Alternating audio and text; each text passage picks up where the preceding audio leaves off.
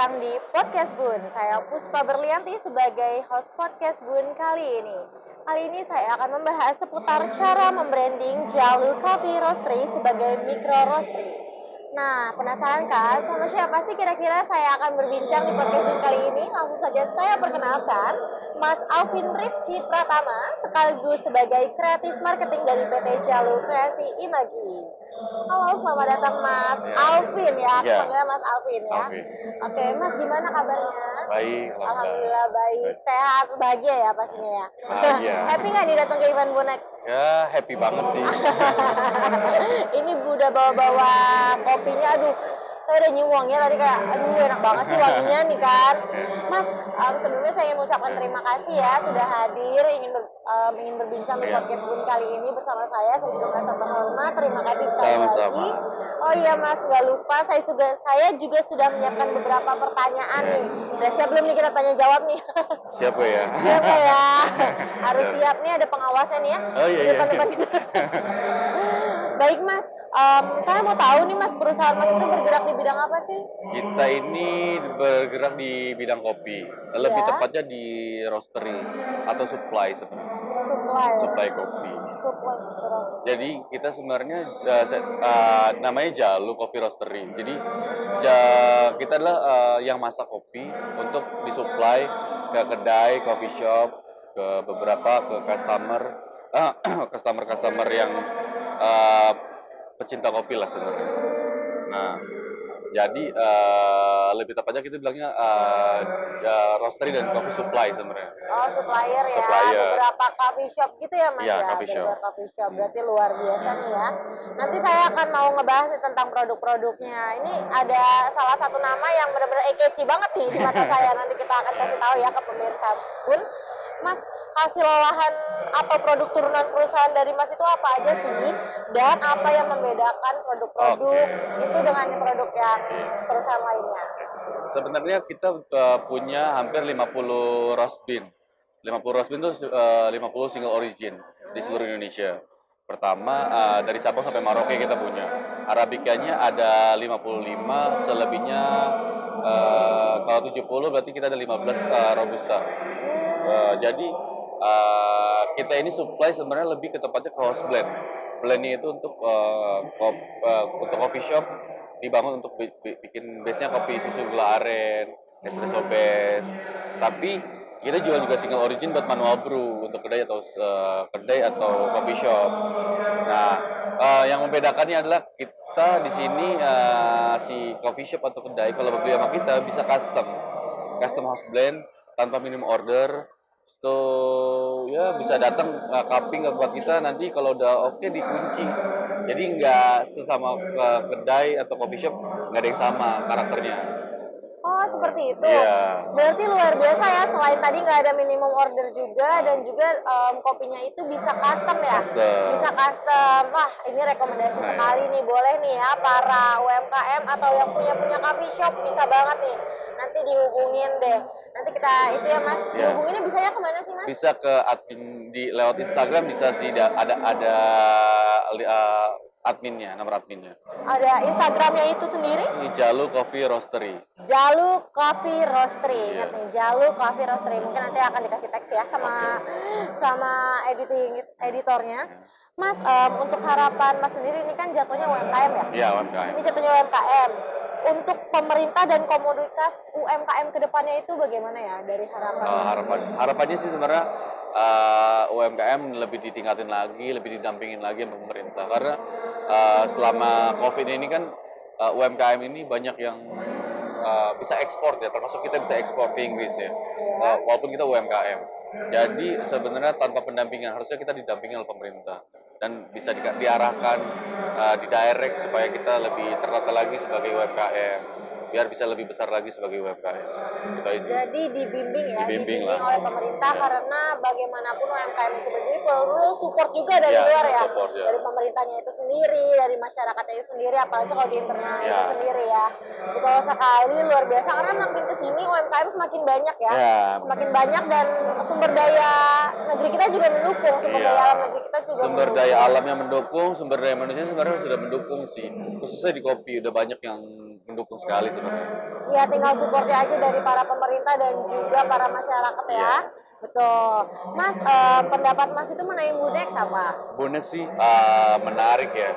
Itu lebih banyak kita terbentuk jadi jaringan-jaringan sesama pecinta kopi, klaster kopi jadi berteman. Mungkin kedepannya bisa berkolaborasi karena Bunex ya. Ya kalau harapan kedepannya Bunex semakin interaktif aja sih sebenarnya. Semakin interaktif. Bunex semakin interaktif untuk harapannya. Mas itu tahu Bunex dari mana sih awalnya? Bonex, saya dapat informasi dari teman sih sebenarnya. Dari teman. Ya, datang sini, dikurasi, daftar, dikurasi, akhirnya kita lolos. Oh seperti itu. Oh jadi itu ya. Jadi yang ada di Bunex kali itu nggak sembarang ya, Nggak sembarangan. udah masuk tahap apa aja tadi Mas? Tahap apa aja? Tahapnya daftar dulu, Ya. habis itu dikurasi. Apa ini benar-benar kayak gini. Adalah ada beberapa tahap-tahapan, tapi kita dikurasi dulu sih, disortir dulu, difilter dulu sama. Dilihat juga dari produk-produknya Ya, produknya ya. itu kelebihan kita apa kita pernah apa aja, karena mungkin kalau yang sekarang kita bisa lolos selain karena kita di Tangsel, keduanya juga kita juga karena udah ekspor ke Inggris, jadi mungkin itu salah satunya sih kalau buat saya. Iya. Berhubung soal produk, boleh dong Mas diliatin produknya apa Boleh. aja sih? Kalau ini Ini namanya nih yang paling catchy. Ya, ini namanya Yang tadi Tante saya Girang. bilang. Iya. Tante Girang, kenapa tuh inspirasinya bisa Tante Girang? Jadi Tante Girang ini sebenarnya lebih ini gayonya Arabica Gayo wine. Soft wine.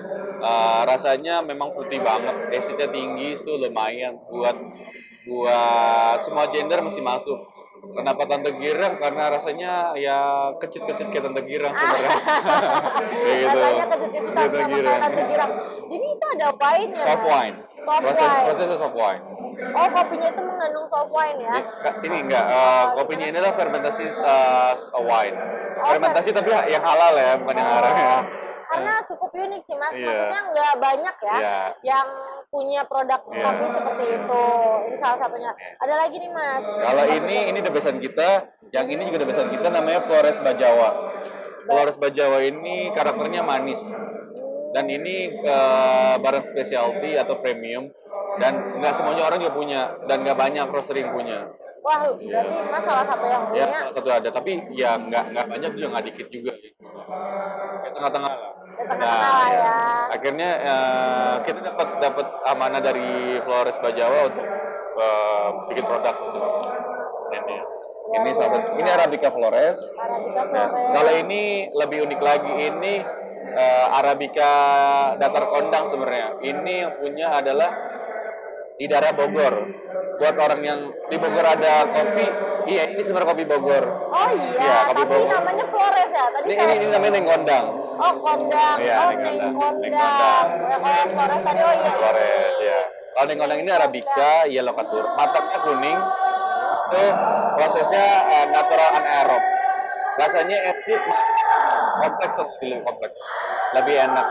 Tapi stokan kita nggak banyak karena ini panen ketiga dari prosesornya dari bunga plantation. Kenapa ada bunga-bunganya? Karena memang si petani dan produsen ada di namanya bunga plantation. Jadi kita masukin di sini ciri khasnya. Oh jadi itu sampai desainnya itu diperhatiin ya. Ya. Ada filosofinya Filosofi tersendiri juga, ya desainnya. iya. Kalau yang ini apa nih Mas? Kalau ini drip bag ini kopi tanpa ampas. Jadi Kopi tanpa ampas. tanpa ampas. Seperti apa itu? kopi Kopinya tanpa ampas? kayak ini, tinggal ditaruh di gelas, kopi di atas, tinggal dikasih air, air ini turun, ekstraksinya turun di sini. Oh seperti itu. Kayak teh gitu bukan? Ya enggak, Oh, kalau bukan. dicelupin dia dicelupin. Kalau ini ditaruh di atas gelas, tinggal dikasih air panas di atasnya, udah nanti turun sendiri airnya. Oh seperti itu. Kalau ini kita sudah supply ke Hotel Aviary Bintaro. Hotel Aviary Bintaro. di mana? Di Bintaro. Oh di Bintaro. Ini, tapi dengan brandnya Aviary ya, tapi ini emang supply dari kita kayak gini. Kalau ini produk kita sendiri sih. Ini ada Flores Bajawa, jadi satu box ini ada bisa isi 5 atau isi 10 dengan variasi request rasa Arabica masing-masing. Kalau untuk itu Mas pasti jual online ya? Jual online ada, offline online. Offline ya? Kalau untuk offline-nya sendiri masih di daerah Tangerang? Kalau offline-nya kita udah sampai Jakarta sih. Oh, udah sampai Jakarta. Jakarta, Jabodetabek, Tangerang Selatan, Tangerang Depok, Jakarta Selatan. Perusahaan. Oh, luar biasa ya, udah di Jabodetabek ternyata cabang-cabangnya. Tuh, saya nih tadi sih. Kalau ini yang hasil jadi kita kopi. Yang hasil jadi ini yang dari mana nih Mas? Kalau ini atau beda lagi? Kalau ini ada espresso, kopi susu SK apa? Vietnam Drip sama yang Tante Girang. Oh iya, Ya, Tante Girang yang Tante mana?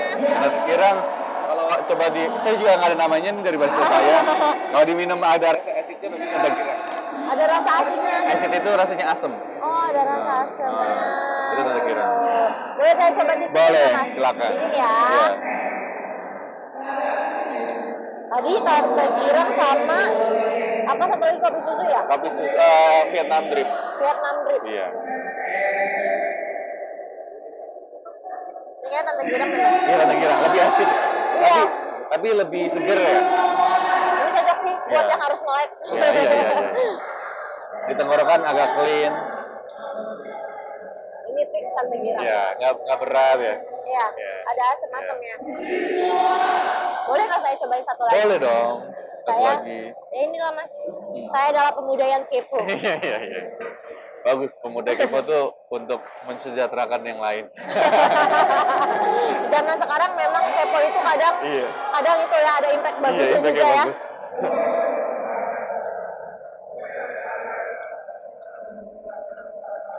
Vietnam. Itu robusta kalau Vietnam Drip sama susu SKM. Susu SKM. Ada susunya nggak? Gak ngerti deh. Kayaknya. Oh, ini kopi tubruk, maaf. Ini kopi tubruk ya. Saya nggak ada ngerasain susunya nih. Iya. Soalnya saya kurang koordinasi sama barista saya. Ini kopi tubruk ya. Tapi saya suka yang Tante Girang. Tante Girang ya. Emang Tante Girang gitu, sukanya buat perempuan sama laki-laki tuh pasti disukain semuanya. Tante-tante tuh emang mengasihkan. Karena emang. girang ya. Girang itu tuh positif vibes Positif gitu. vibes. Positif vibes. Tante itu selalu mengayomi. Mas, lanjut nih Mas. Kira-kira apa sih target Mas untuk berpartisipasi di Bunex ini, target dan tujuan? Kita cuman ingin nama kita dikenal aja sih. Untuk eksistensi ya. Eksistensi, awareness orang ternyata ada namanya Jalu Coffee Roastery. Keduanya menambah jaringan aja, networking biar kita bisa berkolaborasi. Karena kan bukan berarti kita di sini bersaing ya, tapi berkolaborasi. Iya, karena zaman sekarang emang zamannya kolaborasi ya, udah nggak zaman tuh persaingan. Iya.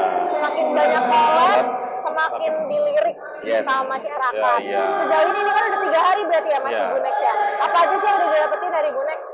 Ya yang pasti keuntungan lah, penjualan. Ya Tante Girang salah satu bestseller kita yang hari. Tante Girang salah satu bestseller. Iya, udah 3 hari ini. Udah 3 hari ini. Itu tuh bestseller. kira-kira penikmatnya Bukan, apakah remaja, dewasa awal?